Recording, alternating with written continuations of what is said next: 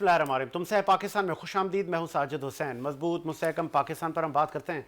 हम बात करते हैं कैसे मुल्क को मिल्लत की तामीर और तरक्की में हमने अपना किरदार अदा करना है। बिल आखिर 8 फ़रवरी को इलेक्शन होने जा रहे हैं और होने ही थे, चूँकि सुप्रीम कोर्ट से लेकर इलेक्शन कमीशन तमाम ही लोग तैयारी कर चुके थे, अहकामात दे चुके थे, सब कुछ बन गया था। कुछ चेमा गोइयाँ थी, अब वो भी आहिस्ता आहिस्ता दम तोड़ गई और 8 फ़रवरी के लिए तमाम पॉलिटिकल पार्टियां मैदान में हैं, अपने लोगों को मोबिलाइजेशन लोगों में कर रहे हैं, लोगों को एंटरटेन कर रहे हैं, लोगों से मिल रहे हैं, ताज़ियतें भी कर रहे हैं।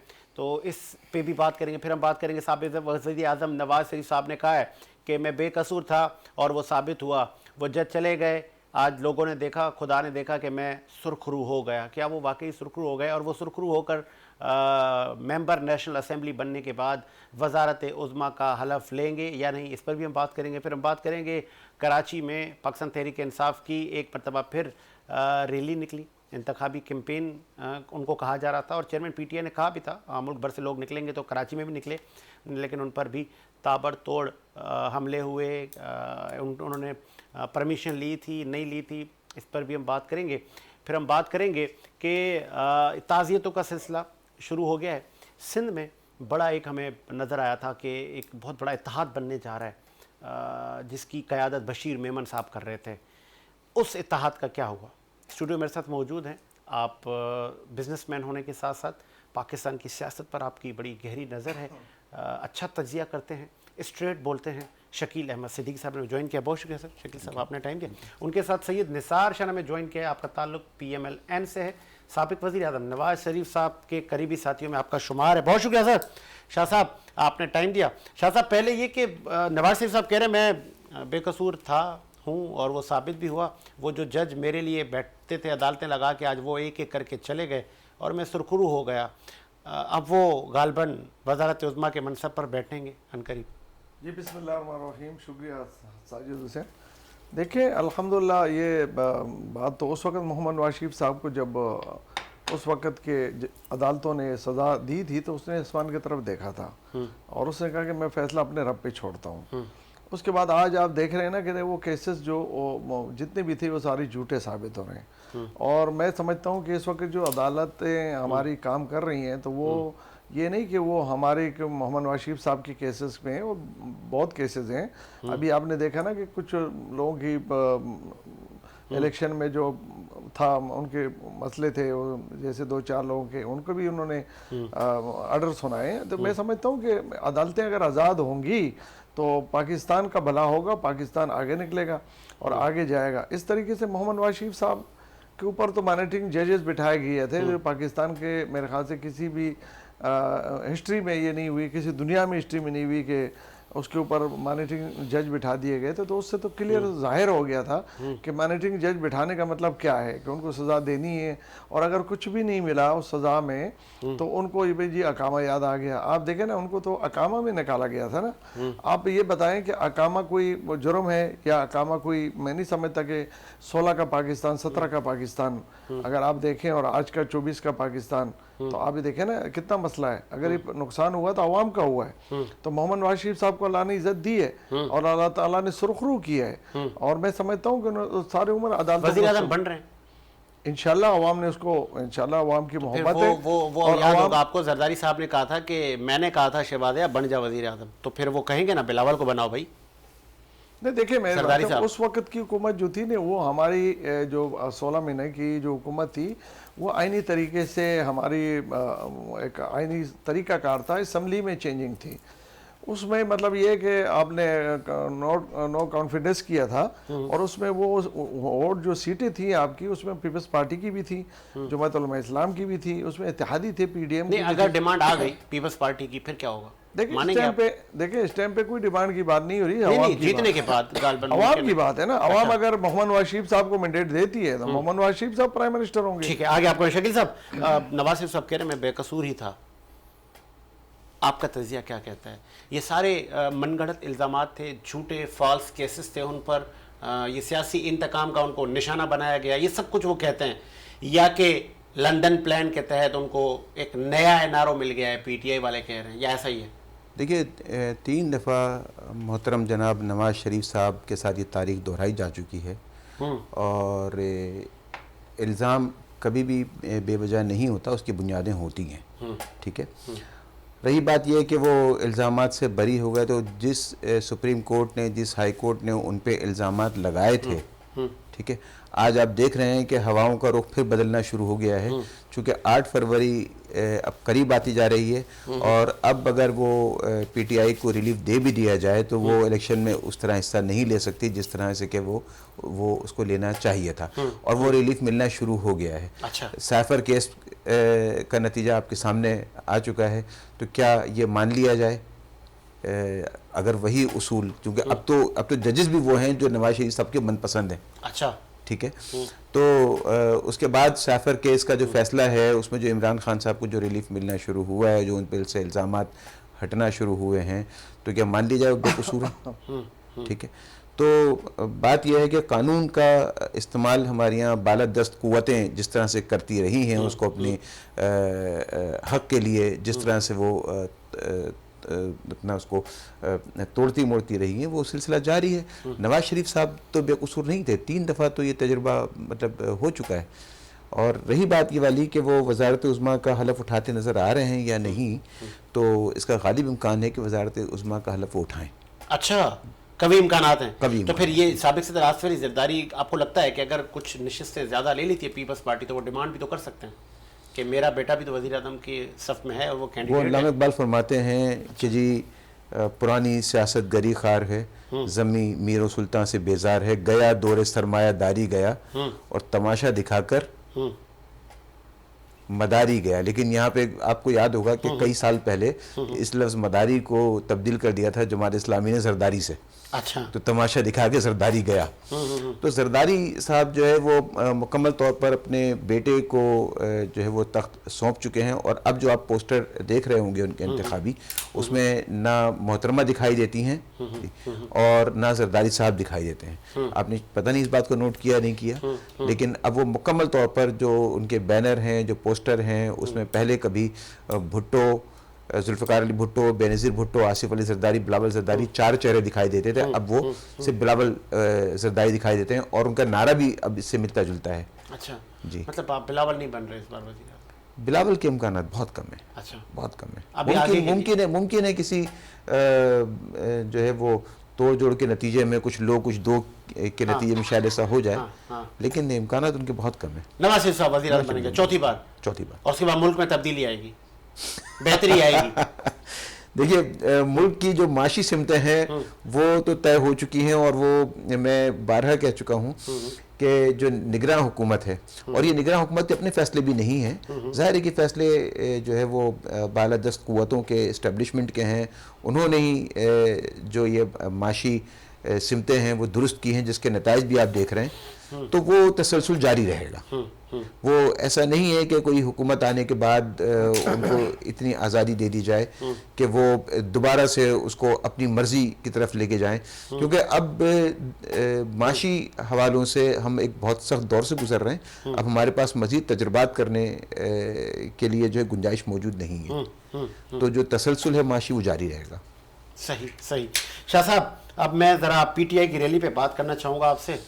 इंतखाबी मुहिम आप भी देख रहे होंगे, कहीं नज़र नहीं आ रही उनकी, फिर बेचारे निकले अल्लाह अल्लाह करके, और फिर आपने देखा कि पुलिस ने आंसू गैस का इस्तेमाल किया और बहुत सारे लोग गिरफ्तार हुए। देखिए मैं समझता हूँ कि देखें इलेक्शन की भी कुछ आईनी तकाज़े होते हैं। कोड ऑफ कंडक्ट में मेरे ख्याल से मैं समझता हूँ कि मैं भी सूबाई इलेक्शन कंटेस्ट कर रहा हूँ PH 102 से, तो मैं भी इसमें शामिल हूँ। मैं कोई भी अगर जलसा करता हूँ, या मैं कोई रैली निकालता हूँ, या मैं कोई भी ऐसा काम करता हूँ जिसमें मुझे परमिशन लेने की ज़रूरत पड़ती है, तो मैं लाजम परमिशन लेता हूँ। और इस टाइम पे इलेक्शन का माहौल है और बहुत सख्त, मतलब देखें ना, अमन अमान के मसले पाकिस्तान में चल रहे हैं, और इलेक्शन के दिनों में तो मसाइल और ही ज़्यादा इस हवाले से हो जाते हैं। तो इस हवाले से कोड ऑफ कंडक्ट में अगर कोई चीज़ है तो उस पर अमल करना चाहिए था ना। अब आप देखें ना, अगर किसी तरीके से रोड पे निकलें और आप डिस्टर्ब करें ट्रैफिक को, या कोई आगे कोई और इवेंट्स है, कोई और मसला है, या सामने से कोई किसी के और का परमिशन वाला जुलूस आ रहा है, या कोई इश्यूज, तो उस पर तो पुलिस लाजम है आपको मना करेगी और आप पुलिस को मारना शुरू कर दें। क्योंकि पुलिस को इसलिए आप मार रहे हैं कि आपने जो है ना 13वीं पुलिस को मारा था इस्लामाबाद में, बहुत पुलिस वालों को आपने मारा है और इस तरीके से 9 मई आपने की है, आपकी और हिम्मत बढ़ गई। तो लाजम है, आप कहते थे कि जी हमें तो बिल्कुल इलेक्शन नहीं लड़ने दिया जा रहा, तो आप इलेक्शन भी लड़ रहे हैं और कह भी रहे हैं कि जी सबसे ज्यादा हमारी कैंडिडेट हैं। तो मैं समझता हूँ कि ये सारी चीजें जो है ना, देखें ये तो मैं समझता हूँ कि पुलिस को आज तक आपने नहीं देखा होगा किसी, इससे अलावा भी तो पार्टी है ना, इसके अलावा भी पार्टियां उनके भी तहफ़्फ़ुज़ात होंगे, हुकूमत हमारे भी तहफ़्फ़ुज़ात। आज भी हमने प्रेस कॉन्फ्रेंस की है, इलेक्शन कमीशन से हमने मतलब कुछ चीज़ों पे तहफ़्फ़ुज़ात का इज़हार किया है। हमारे भी झंडे उतर रहे हैं, हमारे भी बैनर उतर रहे हैं और हमें भी जो है ना, हमारी भी कैंडिडेट की जो शिकायत आ रही है हमारे सेल को, तो इस पर हमने प्रेस कॉन्फ्रेंस की हमने एप्लीकेशन दी है इलेक्शन कमीशन को। तो हम तो मतलब किसी को, हमारा हक नहीं है कि किसी पे हम हाथ उठाएं, और अगर हमें किसी जगह रोका जाता है कि आप आगे नहीं बढ़े हैं तो ठीक है, नहीं बढ़ेंगे आगे। हम अपना इलेक्शन कैंपेन चला रहे हैं, कॉर्नर मीटिंग कर रहे हैं, जुलूस का जलसे कर रहे हैं। तो मैं नहीं समझता कि ये 9 मई वालों ने जो काम किया है ऐसा नहीं होना चाहिए था। और ये पुलिस भी हमारी है और हम पुलिस से हैं, ये मतलब आपका ये इल्जाम है कि पीटीआई वाले पुलिस से लड़े हैं, कानून तोड़ा जी। आपने देखा वो उसका तो चेहरा बिगाड़ दिया। मैं वो जो SHO है, वो आपका SHO है, ठीक है, उन्होंने उनको रोका भी होगा, अरेस्ट भी कर लिए होंगे।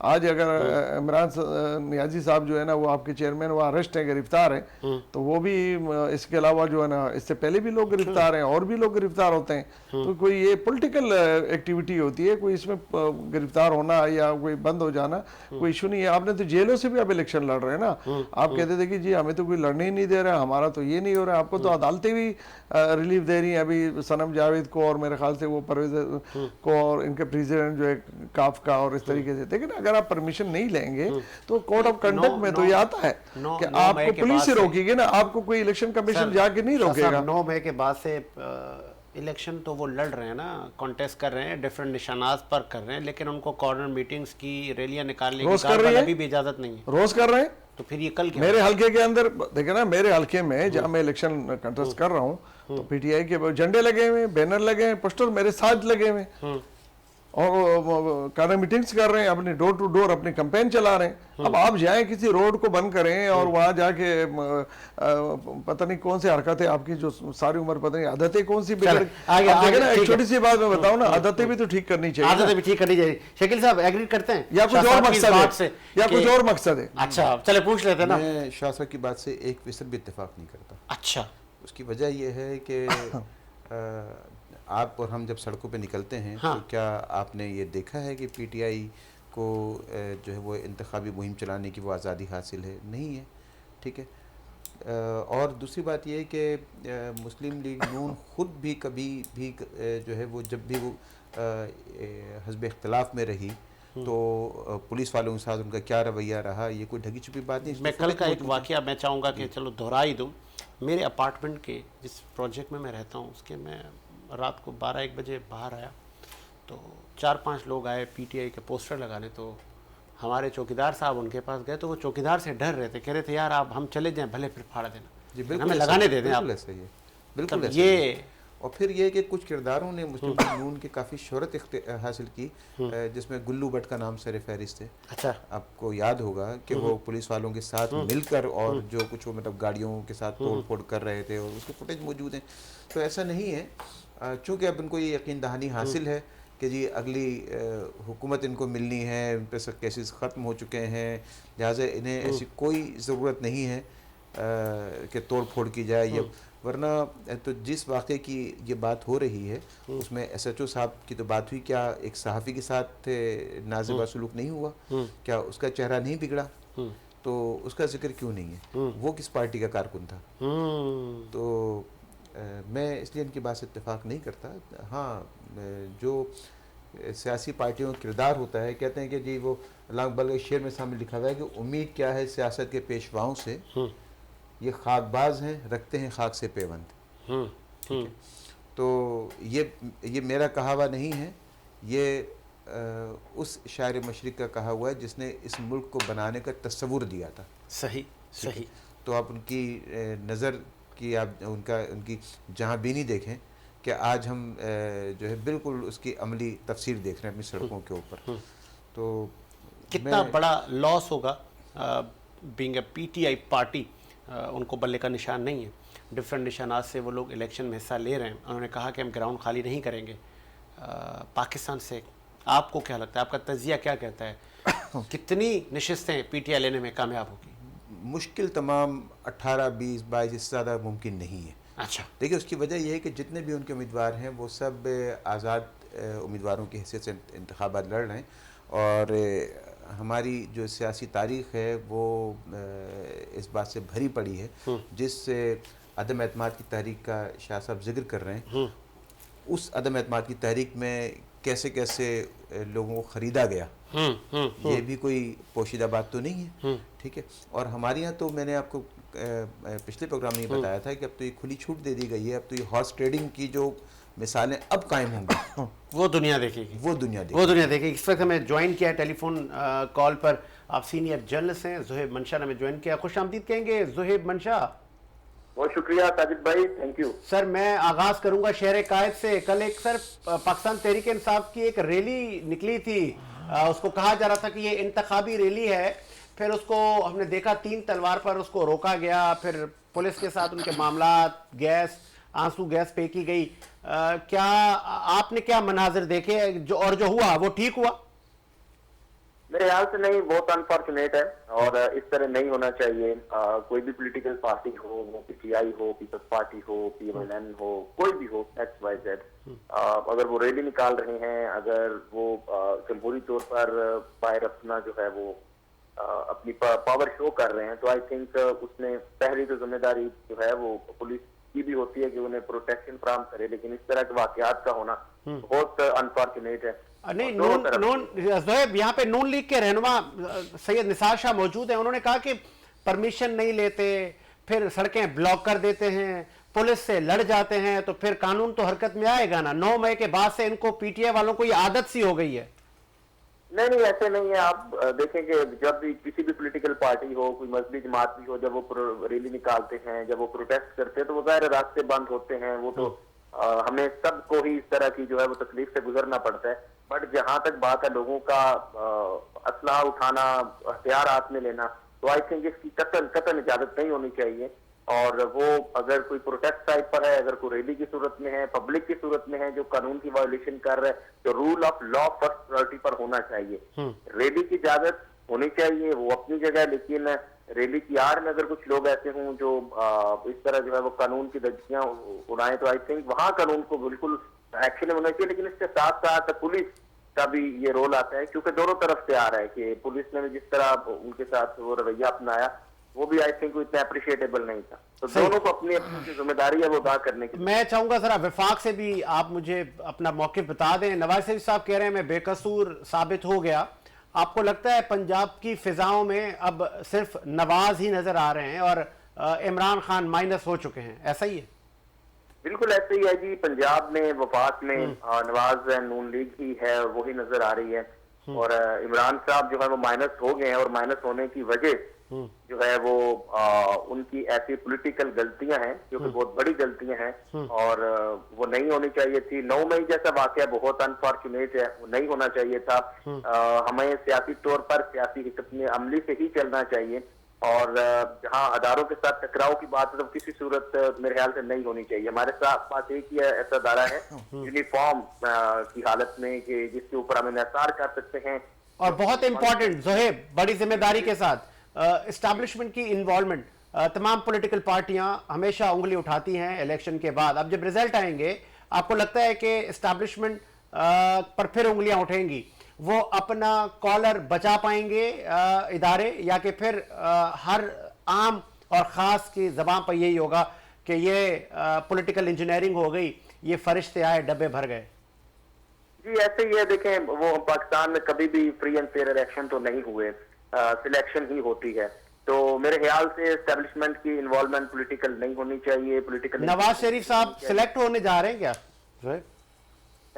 यही कह सकते हैं आप। जाहिर है हम दुआ गो हैं कि इलेक्शन हो, इलेक्ट हो, लेकिन जो मियां साहब का पाकिस्तान में इस तरह आना, इस तरह पॉलिटिकल कैंपेन करना, और ये जो अभी लहर और जो फिजा चल रही है, तो इसको अगर अब मेरा जाती एनालिसिस तो यही है जो मुझे लग रहा है कि ठीक है। उसमें जब आप- तक ऊपर से आशीर्वाद ना हो तब तक आप मुमकिन नहीं है। आप कॉल पर रहें, आप कॉल पर रहें, आपने अपना मौक़िफ़ दिया ना। आप नून लीग से भी मैं पूछूंगा, पहले जरा मैं शकील साहब से पूछ लूं, फिर मैं नून से भी पूछ लूं जवाब, फिर मैं आपसे पाता हूं। आप कॉल पर रहिएगा। आपने सुना शकील साहब के पंजाब में ना हवाएं नवाज शरीफ साहब की हैं, सिंध में पीपल्स पार्टी के गालिबन आप हम देख रहे हैं। यहाँ पे एक इत्तेहाद बना था जिसकी क़यादत बशीर मेमन साहब कर रहे थे और बड़े दावे थे। फिर एक साहब राव अनवार साहब भी नमूदार हुए थे कि जरदारी साहब ने यूं कर दिया, फलाने ने ऐसा कर दिया। हुआ तो कुछ भी नहीं। धड़ल्ले से पीपल्स पार्टी की कैंपेन जारी है। जिस कैंडिडेट से पूछें वो कहता है मैं तो जीता हुआ हूँ सर।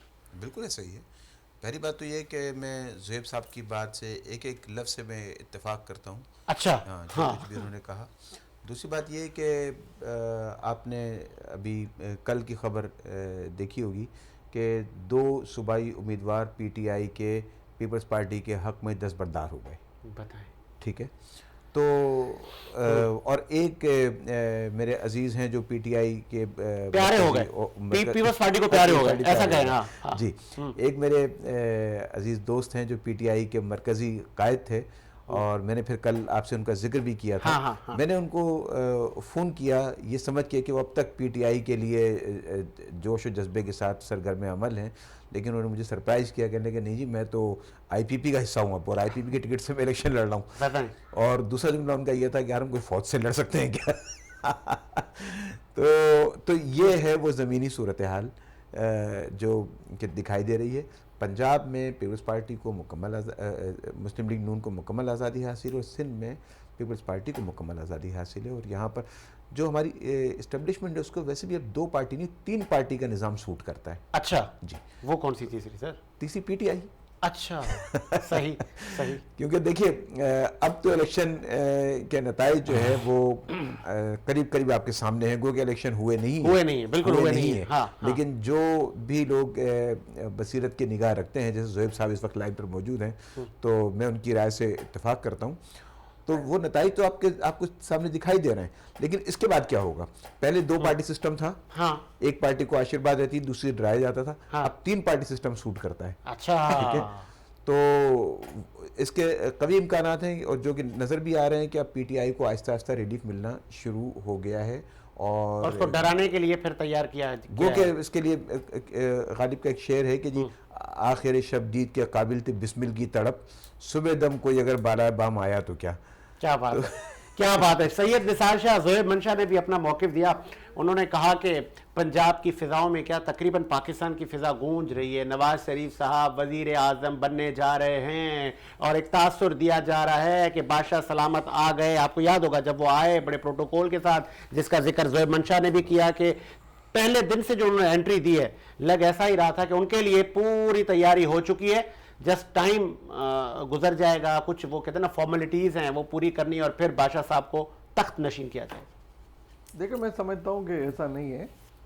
आप लोग इस बात से मैं इत्तेफाक नहीं करता क्योंकि आपने कहा था ना कि वो आ नहीं रहे पाकिस्तान। अच्छा। और सबका मुतालबा था कि आएंगे भी नहीं और आ भी नहीं रहे। नहीं, जब तक सुनिए खातरी नहीं दिलवाई गई थी, जब तक नहीं आए ना, अब आए तो ऐसे आए कि बादशाह बन के बैठ गए। बादशाह बन के नहीं बैठे, वो आए और अपने अवाम में आए, अवाम में आए और उन्होंने अवाम से सबसे पहले वो अवाम में आए और अवाम से खिताब किया, जिसमें मैं खुद भी मौजूद था। कराची से हम करीबन 10,000 तक के करीब लोग जा चुके थे ट्रेनों के ज़रिए और बसों के ज़रिए, और उससे ज़्यादा भी जाना चाह रहे थे। लेकिन देखें मैं समझता हूँ कि वो अवाम से उनका रब्ता था और अवाम ने उनको अप्रिशिएट किया और आने पर उनको वेलकम किया। तो अब क्या समझते हैं कि वो पाकिस्तान में परवेज मुशर्रफ साहब उस टाइम पे भी आए थे मियां साहब और फिर वापस भेज दिए गए थे वापस। देखिए मैं बताऊं उस वक्त भी आए थे ना, तो वापस भी गए थे। नहीं, एयरपोर्ट से भेजा था। तो अभी नहीं भेजा किसी ने? नहीं, क्यों भेजेंगे? उन्होंने देखे ना जिन्होंने भेजा था तो आज कहाँ है वो जो है ना दुबई में, उनका अल्लाह ताला उनको जो रहमत में जगह थे, वो पाकिस्तान में भी नहीं थे। फिर मैं समझता हूँ कि ऐसा नहीं करना चाहिए था जिसके साथ भी हो। पाकिस्तान हमारा घर है और सारी पॉलिटिकल पार्टियां कोई भी, अगर बेनज़ीर मोहतरमा बेनज़ीर साहबा भी तो गई थी और आने के लिए उन्होंने बड़ी कोशिश की। तो देखिए मसाइल तो होते हैं, उस पर जाएंगे और लंबी बहस हो जाएगी। मामला तय करके आ गया ना, इसका कोई टाइम नहीं, क्यों तय किए? वह पॉलिटिकल पार्टी का सरबराह है, उसको तीन आपने निकाला 3 दफा और फिर वो आवाम ने उसको और अगर चौथी बार फिर निकाल दिया, और देखिए अगर आप निकालेंगे आप आवाम के साथ, आज आपकी रोटी कितने की है, पेट्रोल कितने का है, डॉलर कितने का है, आपका मुल्क कहाँ जा रहा है। देखिए आप नवाज शरीफ साहब अपने जो भी अकाउंट से, करेगा, अपने खजाने से अपनी पर्सनल पैसे लगाएंगे हमारी मैशियत में, वो वो खत्म करेंगे। देखें वो उसके पास देखे ना एक तासुर दिया जा रहा है, नवाज आएगा रोटी 2 रुपए की, पेट्रोल 50 रुपए, ये कैसे मुमकिन ही नहीं है। देखिए हमारा मंशूर आ चुका है। अच्छा, आपने हमारे मंशूर में देखा कि हमने जो भी चीजें की हैं वो हमने 34 रुकनी कमेटी बनाने के बाद 2 महीने के अंदर मंशूर बनाए। हमने कोई हवाई बात नहीं की, वो मंशूर बनाए जो आगे जाके इस पे अमल किया जा सके। आप कहते हैं ज़ोहैर कि मंशा की बात से एग्री करते हैं किस बात से कि शाहाना प्रोटोकॉल जब से दिया गया और अभी तक नहीं, जारी मुझे है, पाकिस्तान- और ये चीजें अगर देखते हैं तो ये वजीर आज़म बन गए। मुझे पाकिस्तानियों से बड़ा मसला है। अच्छा, अगर देखे ना, मैं बहुत मसला है मुझे, मेरे लिए बड़े मोहतरम है, हमारे ये तजिया निगार हमारे भाई हैं हमारे साथ जो मौजूद हैं और मोहतरम भी हैं, लेकिन मुझे इससे इख्तलाफ इसलिए है कि ये कोई भी बंदा अगर इस टाइम पे पाकिस्तान में देखे, बिलावल साहब भी इलेक्शन लड़ रहे हैं, पीटीआई भी इलेक्शन लड़ रही है, जमात इस्लामी भी इलेक्शन लड़ रहे, सारे लड़ रहे हैं। इस आधार से लेके साबिक वज़ीर आज़म की कई प्रॉपर्टियां मुंजमद हो गई थी, हमें क्या क्या बताया जा रहा था, हम तो इंतजार में थे, पता नहीं क्या हो जाएगा साबिक वज़ीर आज़म के साथ, अल्लाह माफ करे उनके घर वालों के साथ। झूठे केसेस थे, अच्छा, किसी भी हो, अगर आप और यही झूठे केसेस इमरान खान पर हैं, इमरान पे भी अगर होंगे या हैं, नहीं फर्क है इसमें। देखो मेरी बात सुनिएगा, अच्छा, 9 मई जो हुआ था, हाँ, वो क्या करवाया आप गया था। समझते हैं उसको, आप कंडम आप क्या कहते हैं कि नहीं हुआ? बिल्कुल हुआ और गलत हुआ जो हुआ, जिसने भी किया है, जिसने भी क्या गलत किया उसको सजा मिलनी चाहिए। पीटीआई ने किया, देखिए पीटीआई शामिल है उसमें। अच्छा, पीटीआई उसने भी शामिल किया। इमरान खान के जमान पार्क में इसकी जो सारी प्लानिंग होती थी, उसकी प्लानिंग होती थी, जिसके ऊपर उसको उसके दोस्तों ने कहा, उनके साथियों ने कहा ये गलत है, उन्होंने कहा कि भाई ये गलत है, अब गलत जा रहे हैं। मेरे भाई ने भी बात की, मेरे शकील साहब ने, तो उसे अच्छी बात की कि देखिए उनकी अपनी गलतियां थी, देखिए ना ऐसा काम नहीं होना चाहिए। देखिए हमें भी अगर नवाज शरीफ को निकाला गया था तो नवाज शरीफ ने अपनी बात की थी, जीटी रोड पे वो बाकायदा जुलूस की शक्ल में मैं जरा ज़ोहैर को बात की थी, ठीक है, उन्होंने किसी का दरवाजा नहीं तोड़ा, ना वो किसी पे हमला और हुए। मेरे भाई ने ग्लूबर्ड की बात की। हाँ, देखिए मैं बताऊं, अब ये एक बहुत छोटी बात हुई है, मैं इस चीज से इत्तेफाक नहीं, बहुत बड़े सोच होना चाहिए। ग्लूबर्ड क्या हैसियत रखता है? अगर पुलिस के साथ कोई डाउट है, उसने अगर उस वक्त खड़े होकर डंडा मार दिया, आपने कह दिया ग्लूबर्ड कौन है, ग्लूबर्ड कौन है। अब ग्लूबर्ड को डिस्कस कर रहे हैं, आज हम पाकिस्तान यहां पहुंच गए, ग्लूबर्ड को डिस्कस कर रहे हैं। 9 मई हुआ है, हमले हुए हैं, वहां हमले हुए, कोर कमांडर के घर पे हमले हुए, वहां हमले हुए, कायदे आज़म का जो गराइशी घर था वहां हमला हुआ है। अब आपके जो गेट हैं उसके आर्मी के, आपके जो PIA जहाज जो थे वहां पर मियावाली में, वहां पर उसको तोड़ा गया। आपके जो शोहदा है उनको उनके उस पे लातें मारी गई। आप कह रहे ग्लूबर्ड का मामला आपको देखें, हमें आगे जाना चाहिए। और जो भी अगर नून के नवाज शरीफ इस बात का बिल्कुल इस बात से एग्री करता है कि अगर मेरे पार्टी का भी कोई बंदा इस तरीके से गलत होगा, आज ग्लूबर्ड की बात कर रहे हैं, आज यार पाकिस्तान मैं तो आपका टाइम हो गया। ज़ोहैर मंशा, मुझे कैटेगरी के लिए बताइएगा कि बिलावल साहब पंजाब में डेरे डाल चुके हैं, उनको इतना कुछ वहाँ पंजाब में नशे से मिलती नहीं है, गुजर खान से मेरे ख्याल में हमारे राजा परवेज अशरफ साहब ले जाते हैं सीट, अब इस बार भी मुमकिन है या नहीं, ये भी मुझे बताइएगा। दूसरा मुझे ये बताइए कि परवेज इलाही, शाह महमूद कुरैशी, ये दोनों बड़े पाकिस्तान के पॉलिटिशियन हैं, वो अभी तक प्रेस कॉन्फ्रेंस नहीं कर रहे, वो अभी तक खान के साथ हैं, तो शकील साहब ने कहा रिलीफ मिलने का टाइम स्टार्ट हो गया है, तो कोई ऐसा तो नहीं है कि ये हुकूमत जैसे बन जाएगी और यहां से खान बाहर? मेरे ख्याल से नहीं, अभी कोई रिलीफ नहीं मिल रहा। अच्छा। ना ही शाह महमूद कुरैशी साहब को, ना ही परवेज इलाही साहब को। मेरी बल्कि कल बात भी हो रही थी उनकी अहलिया से, कैसरा इलाही साहिबा से, उनका भी यही कहना है कि अभी तक जो है वो उनके साथ जो जेल में सलूक किया जा रहा है, और इसके साथ साथ जो हमारे घर में छापे पड़ रहे हैं, ताले तोड़े जा रहे हैं। तो कोई आई थिंक अभी उस तरह का, जब तक वो इस तरह स्टैंड लेकर खड़े रहेंगे, कोई सॉफ्ट कॉर्नर फिलहाल तो नजर नहीं आ रहा। लेकिन जैसे जैसे दिन करीब आ रहे हैं, 8 फरवरी करीब आ रहा है, तो जाहिर है इन दिनों में बहुत तेजी के साथ चीजें बदल भी सकती हैं। हो सकता है कि 1 घंटे बाद ही बहुत ज्यादा चीजें तेजी से बदल जाए। सेकंड, जो आपने बात की कि पीपल्स पार्टी के हवाले से, मेरे ख्याल से पीपल्स पार्टी के लिए पंजाब का ग्राउंड समझें कि बिल्कुल ऐसे ही है कि जैसे सिंध में नून लीग। सिंध जो है वो नून लीग के लिए है। फिर भी नून लीग बहुत बेहतर है कंपैरेटिवली पीपल्स पार्टी से, लेकिन पंजाब के अंदर पीपल्स पार्टी का जो वोट बैंक है वो बिल्कुल ना होने के बराबर है। आटे में नमक के बराबर भी नहीं है। नहीं, नमक के बराबर भी नहीं है, नमक भी ज्यादा होता है। अच्छा, मतलब फिर बिलावल साहब ये वजारत उज़्मा का जो ख्वाब देख रहे हैं, ये ख्वाब ही है ना? मेरे ख्याल से बिल्कुल नहीं पूरा होगा। बहुत मुश्किल है कि वो लाहौर वाली सीट जहां से वो इलेक्शन कंटेस्ट करने जा रहे हैं वो जीत पाए। कितने वोट आप तवक्को क्या करते हैं, क्योंकि ये क्लिप आपकी उस दिन चलेगी सर, कितने वोट पड़ रहे हैं बिलावल साहब को लाहौर में? ये तो नहीं कह सकते कितने पड़ेंगे, लेकिन ये जरूर कह सकता हूं कि एक बड़ा गैप होगा और बड़े गैप के साथ, एक बड़ी लीड के साथ हारेंगे। थोड़ी लीड के साथ हारेंगे। ठीक है जी, बहुत शुक्रिया ज़ोएब मंशा, आपने अपना कीमती वक्त दिया। शकील सिद्दीकी साहब, एक गुल्लू भट्ट की बहस छेड़ दी सैयद निसार शाह ने। कोई बात नहीं, हम सुप्रीम कोर्ट की हमले की बात कर लेते हैं। मैं जरा और ले जाता हूँ ना, क्योंकि हम आखिरी पोर्शन में आ चुके हैं। कल हमने देखा, परसों मैं ले जाता हूँ, लियाकत अली खान से लेके फातिमा जिन्ना से लेके भुट्टो से लेके बेनज़ीर, आज इमरान खान पाबंद सलासल। ये सिलसिला रुका तो नहीं है? बिल्कुल नहीं रुका। तो ये आगे रुकता हुआ नजर आ रहा है आपको? कल फिर साबिक वजीर आजम नवाज शरीफ होंगे, कल फिर कोई और लीडर होगा। मैंने आपसे अर्ज किया कि जो अब मौजूदा सूरत हाल है उसमें इस्टेब्लिशमेंट को 3 पार्टी सिस्टम सूट करता है। अच्छा, तो जब 3 पार्टी सिस्टम सूट करता है तो तीसरी पार्टी तो पीटीआई ही बनती है। अब जहाँ तक उसको रिलीफ मिलने की बात है, ज़ोएब साहब ने कहा मुझे अभी मिलता नज़र नहीं आ रहा, लेकिन आपको मिलता नज़र आ जाएगा।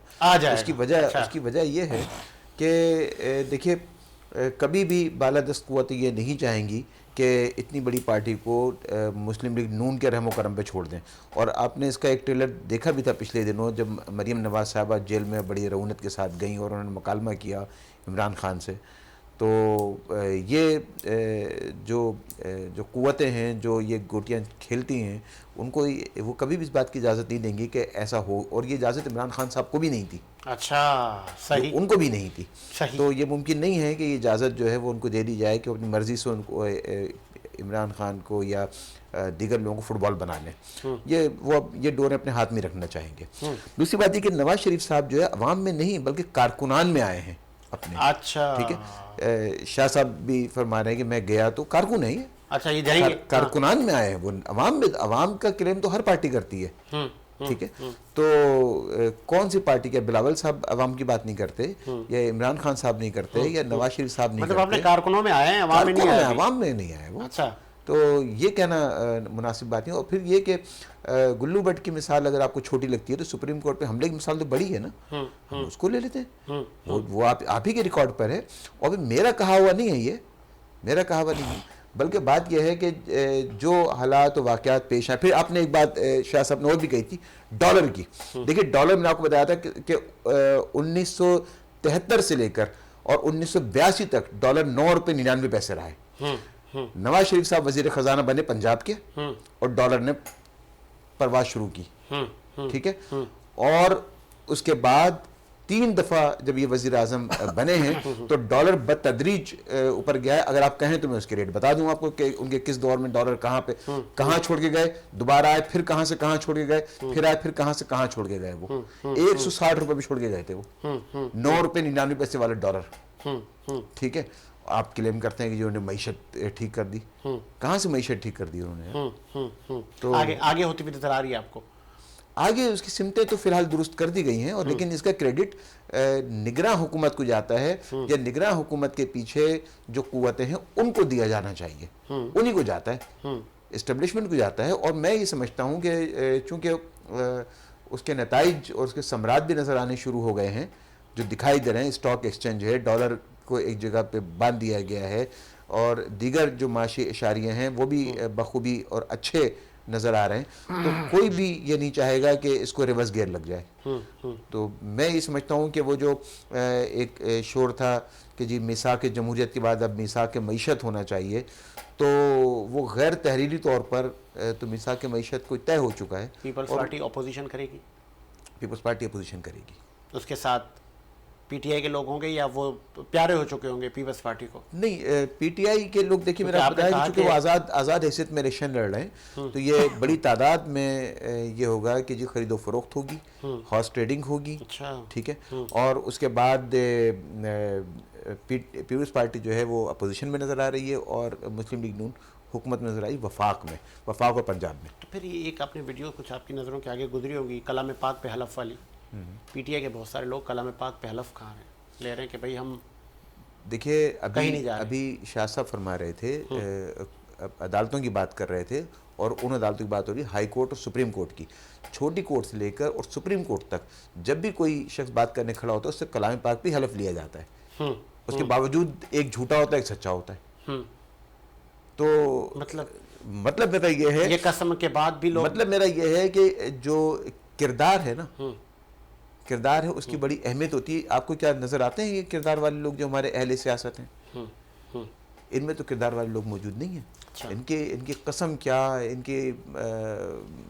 इनके वादे क्या, ये तो इनके तारीखी जुमले दे चुके हैं कि जी वादा कोई हदीस तो होती नहीं है कि जिसके ऐसा ही। ऊपर हिसाब ये तो इक़्तिदार सदर के तारीखी अल्फाज जुमले हैं ये। हैं। जी हाँ। तो उनका कुरान पे हलफ लेना, कुरान पे हलफ देना, मौजूदा सियासत का जो तरीका और वतीरा है, वो तो यूं भी कुरान की तालीमात की सरीहन मुनाफी है। ये बात मैं आपको पिछले प्रोग्राम में कह चुका हूँ। सही। तो उसकी क्या हैसियत है उनके कुरान पे हलफ लेने की? नवाज शरीफ साहब एज अ वजीर आज़म 5 साल पूरे करेगी उनकी हुकूमत? इम्कान है कि पूरे कर लेंगे। अच्छा, और वो खुद बैठे होंगे? क्योंकि अक्सर हमने देखा है कि वजीर आज़म चेंज करना पड़ जाता है। बस अल्लाह उन्हें सेहत दे, ज़िंदगी दे, क्योंकि ये मशरूत है बक़द्र ज़िंदगी, मतलब उसके साथ मशरूत है। अगर वो हयात रहे अच्छा तो नहीं, अल्लाह पाक उनको हयात रखे सर। अल्लाह पाक आपको और हमें भी हयात रखे। अच्छा, उन्हीं को क्यों रखे? नहीं, आपने कहा मशरूत है उनकी ज़िंदगी से। मशरूत है ना ज़िंदगी से। देखिए, हम मैं और आप अगर जुदा होते हैं, हम कल आने की बात करते हैं, तो हम तब भी ये कहते हैं कि बशर्ते ज़िंदगी। एक लास्ट में मैं सवाल पूछूंगा, फिर मैं इख्तिताम की तरफ जाऊंगा, शाह साहब से उस पर बहस करवाऊंगा।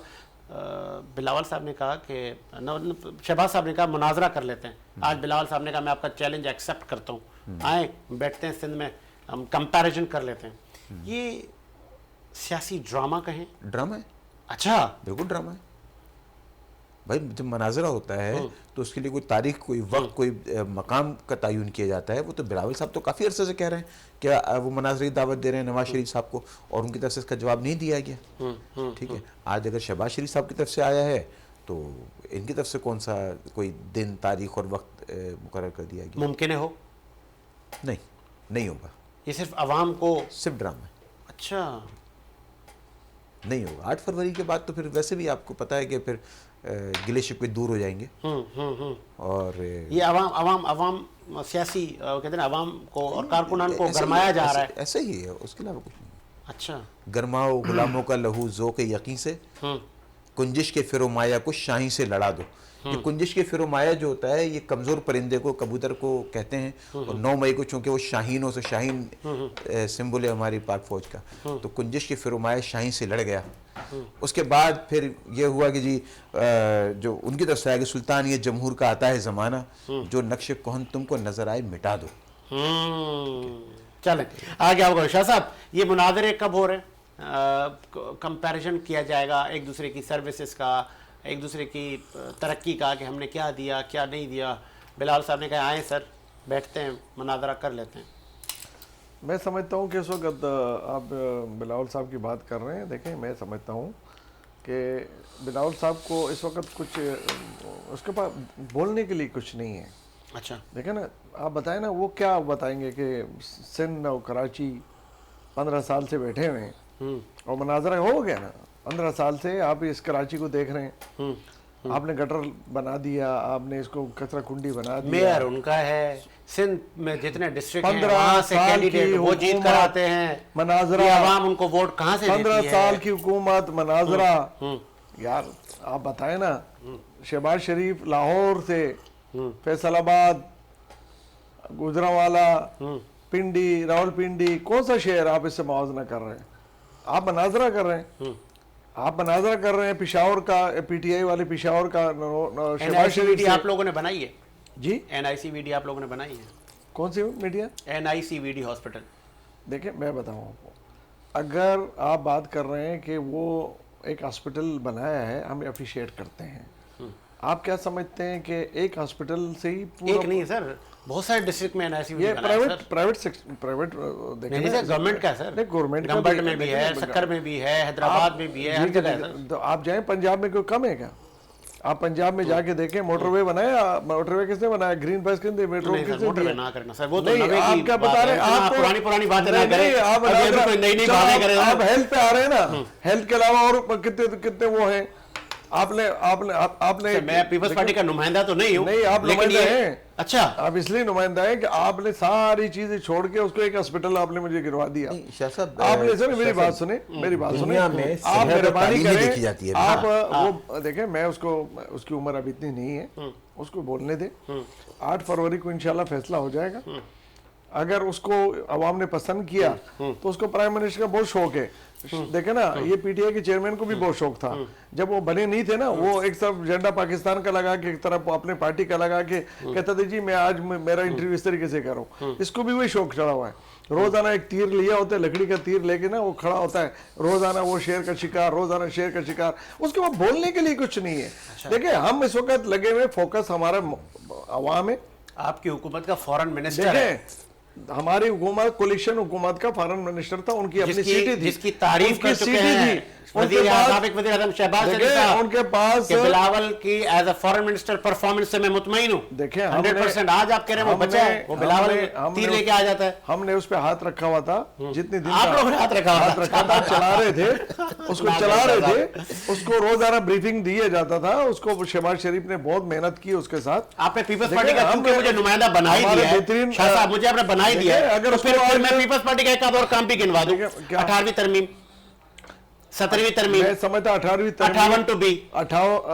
देखिए मैं बताऊं, 18वीं तरमीम जो क्या है ये ना, अप्रिशिएट नहीं, नहीं है? 18वीं तरमीम बिल्कुल मैं समझता हूं कि उसके अंदर भी ज्यादतियां हैं। अच्छा। वो नीचे देखे ना, आप आपने लोग सारे 18वीं हक में तरमीम के- थे, आपने two-third majority से ही है। उसको अपनी जगह तक नहीं आज तक लाए, आपने उसको ग्रास रूट तक नहीं 8वीं तरमीम को लाए। आपने वहां से वफाक से लेके अपने बार रख लिया, सही। अपने मतलब के लिए आपने रख लिया। मैं समझता हूं कि चलो फिर भी वफाक से तो ले लिया ना, वफाक से तो ले लिया ना, नहीं, सुबह के लिए। जाती है ना। अब नीचे आपके अवाम तक डिलीवर जाना करना भी चाहिए। इन सियासतदानों का क्यों नहीं एक हो रहा काम तो है? हो गया ना। कितने साल हो गए? 10 साल हो गए। तो वफाक ने नहीं। जो रवैये किए थे सुबह में महरूमियत तो थी ना, अगर ये ना होती तो 18वीं तरमीम ना लाई जाती। देखा 18वीं तरमीम अगर लाई है तो अकेले उन्होंने नहीं लाई, सबने लेके सर उसको क्रेडिट तो नीचे उनको लेवल जाता है तक- ना सर, उनकी हुकूमत में हुआ उसको 1.5-2 साल में उन्होंने करके दिखा दिया। आप उसको Appreciate क्रेडिट करें ना सर। चलो आप अब उसको आपने क्रेडिट मुझे दे दें। बना ही दिया है। आप उसको क्रेडिट दे दें। अच्छा। उसको कितने क्रेडिट देंगे आप नाजरे में लाए ना, उसको बिठा दें। चले ठीक है, आगे आपका बेटा शकील साहब 2 मिनट है, मुझे ये बताइए, ये अक्सर परफॉर्मेंस की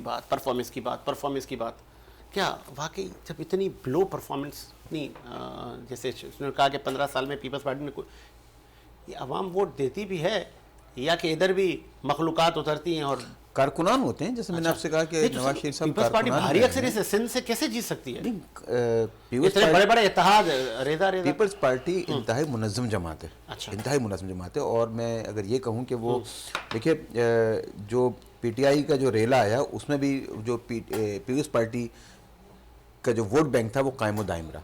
बिखरा अगर शिराजा तो मुस्लिम लीग नून का बिखरा था। ठीक है। दूसरी बात यह है कि ये जो बात है कि 15 साल से वो हुक्मरान है पीपल्स पार्टी, मैं भी पीपल्स पार्टी का नुमाइंदा नहीं हूँ। अच्छा। लेकिन आप 40 साल से हुक्मरान हैं। कौन? 82 से वजीर खजाना खुदा थे को नवाज माने, शरीफ 9 साहब। साल हमने नवाज हुकूमत शरीफ की, और साहब मेरे भाई 1982 से आप- ज़ियाउल हक साहब हुकूमत के किया। ज़ियाउल हक साहब का 15 दौर भी क्या हो गया? नहीं, ज़ियाउल ज़ियाउल हक साहब का साहब, दौर सर, आप भी लोग नवाज आइडिया शरीफ दें, ज़ियाउल सर। साहब का हमारे से क्या लेने देने हैं? आइडियल हुआ करते थे सर नवाज शरीफ क्रिकेटर साहब की के बात सर। कर रहे वो हैं। कहते थे सियासी किबला है हमारा। खुदा को माने 9 साल हुकूमत की है नवाज शरीफ साहब ने इस मुल्क में। 9 साल 1982 में 9 वज़ीर साल खजाना- हुकूमत 1982 से चलो मैं पूछ लेता हूं, कैसे कर लेना। कैसे मैं पूछ लेता हूं, कैसे कैसे? मैं आपका नुमाइंदा बन रहा हूं अभी, कैसे देखिए। इल्जाम लगा रहे हैं आप, नहीं, मैं क्यों इल्जाम लगा रहा हूँ? ये तो तारीखी हकीकत है। बताएं कैसे 40 साल आप बताएं। हुकूमत देखिए की? ना, जी, आप वजीर खजाना थे, ठीक है, वजीर आला पंजाब थे, उसके बाद जो 3 अदवार गिनवा रहे हैं वो तो वजीर आजम के अदवार गिनवा रहे हैं आप। मुल्क का वज़ीर आज़म ही होता है ना। ठीक है, वजीर आला लेकिन सर, सूबों का वज़ीर आला ठीक है, पंजाब जाए देखे ना, पंजाब तो ठीक पीपल्स है। पार्टी भी तो सिंध खूबसूरत में पंजाब है। पीपल्स पार्टी के 15 यहाँ साल क्यों आप नहीं गिनते है? हैं, वो भी तो KPK में सूबाई क्यों गिनते नहीं हैं है? ना। तो पीपल्स पार्टी के 15 साल भी तो बलूचिस्तान सूबाई में के क्यों ना आप नहीं सर? है? जी? पीपल्स पार्टी के 15 साल भी तो सूबाई है ना नहीं, सर? मैंने 15 साल उसके वफाक के हैं, गिन लो। निकलवा लें। सर 2 साल 2.5 साल में बेनजीर 15 साल गिरा सूबाई देते है, हैं। अभी मसलसल 15 साल सूबाई के हैं और 15 साल उसकी वफाकी हुकूमत है। निकाले आप देखा उसका रिकॉर्ड, 9 साल हमारे 30 हो गए सर, ये 15 वो 15 अगर शाह साहब जी जी अगर कहते हैं तो 30 निकाले। साल हो और गए। हमारे चले। पंजाब को काउंट कर दें आप। चले काउंट करें सर, इख्तिताम की कर तरफ ले, हम कर जा ले। रहे हैं तो फिर जी कर ले। जी किन किन अल्फाज से हम इख्तिताम करें जी शकील साहब? मैं तो देखें, मैं तो उसकी आकबत बीनी का कुछ नहीं कायल कि इसने अफरंगी सियासत को किया यूं बेहिजाब। तो बात यह है कि ये जो कुछ भी शासक फरमाया, चूँकि जानिबदार हैं ये और ये कारकुन हैं मुस्लिम लीग नून के, इनसे इन्हीं बातों की तवक्को की जा सकती है। अच्छा। इनकी जगह अगर पीपल्स पार्टी के कोई नुमाइंदे बैठे होते तो वो भी यही बातें कर रहे होते। बहरहाल आपने बताना है ना कि 9 साल 15 साल, वो तो आपने बताना है ना। बता दिया ना सर, नहीं 82 से बताया ना, नहीं बताया। कभी आप एक्सेप्ट सीएम नहीं कर हैं। रहे हैं भाई, मेरे एक्सेप्ट नहीं कर रहे हैं। नहीं 9 से साल accept वफाक पे नवाज शरीफ की हुकूमत रही है जब से प्राइम मिनिस्टर बने, 9 साल। अच्छा और 15 साल हुकूमत की है मैंने- पीपल्स पार्टी ने। मैंने आपसे अर्ज किया। सुनिएगा 15 साल। मैंने आपसे अब अर्ज आप किया। बताएं इसमें, अगर इसको डिनाई करें आप अब निकाल लें। जी जी सर। पीपल्स पार्टी के वफाक में 15 साल हुकूमत कब रही है? तो वो आप तो निकाल लेना, 2.5 हिसाब साल बनाएं। दोनों बारी बारी अपना हुक्म लेते रहे। 2.5 साल सर 15 साल रही है। कैसे? 15 साल अभी आपके 8 से 13 तक 5 साल हुकूमत रही। 5 साल ये मान लिए, ठीक है। मान लिए, मैंने भी मान उसके लिया। अलावा आपकी जो इससे- मोहतरमा की हुकूमत थी, कितने साल एक रही? हुकूमत थी 2.25 साल, एक 2.5 साल, कितने हो गए? 5 साल हो गए। चले और 10 भुट्टो साल साहब हो की गए। कितनी हुकूमत थी? भुट्टो साहब के बीच 5 साल पूरे भी नहीं हुए थे, 15 हो गए। नहीं हुए थे पूरे सर। भुट्टो साहब के दौर में मैंने 5 साल आपको अर्ज पूरा कर किया, दिया था, अगले टर्म में चले मैंने गए। आपको अर्ज किया कि भुट्टो। 1973 से जी, जी। लेकर 1982 तक डॉलर 9 रुपए 99 पैसे रहा है। अगर भुट्टो साहब को आप गिन रहे हैं तो आप मईशत नहीं, जो है मैंने ना वो पीपल्स पार्टी की सस्टेन बात कर रही की है। ना, पीपल्स पार्टी तो भुट्टो साहब की है ना, सस्टेन कर रही कैसी बात कर रहे थी, हैं? चूंकि भुट्टो मैं तो साहब भुट्टो साहब मामलात साहब शकील साहब का कहना है बिगड़े तब जब नवाज शरीफ साहब एग्जैक्टली नहीं, वज़ीर खजाना बने। इनको तो बिगड़ा ही नजर आएगा ना मेरे ख्याल। अच्छा इनको कराची का अमन, चले सर, इनको फिर कराची मुझे का लग अमन रहा है नजर इन्होंने नहीं ना आया। तासुब का चश्मा पहना है शायद। ये तासुब का चश्मा है, शकील साहब उतारें, उतारें। अगर ये तासुब को चश्मा नहीं ये उतार दिया उन्होंने। मेरा भाई, शुक्रिया, thank you. चले जी, इसी उम्मीद के Thank you. साथ मेरा मुल्क शाद आबाद रहे। साथ इजाजत दीजिए, मुलाकात होगी नए प्रोग्राम के साथ। अल्लाह हाफिज़।